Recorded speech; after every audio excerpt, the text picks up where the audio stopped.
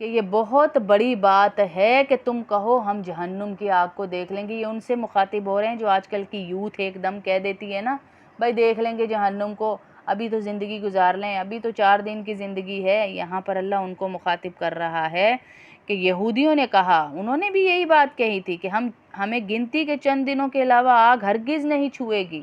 آپ ان سے کہہ دیجئے نبی کہ کیا تم نے اللہ کی طرف سے کوئی عہد لیا ہوا ہے، لکھوا کے لائے ہو اللہ سے، سائن کروا کے لائے ہوئے ہو کہ تم نے 2 دن جہنم میں رہنا ہے اور پھر جہنم سے نکل کے جنت میں چلے جانا ہے.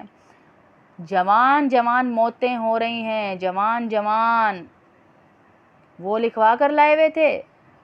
جب وہ چلے گئے ہیں تو لائن میں بھی لگی ہوئی ہوں، آپ بھی لگے ہوئے، جنازے سب کے اٹھنے ہیں، میت سب نے بننا ہے.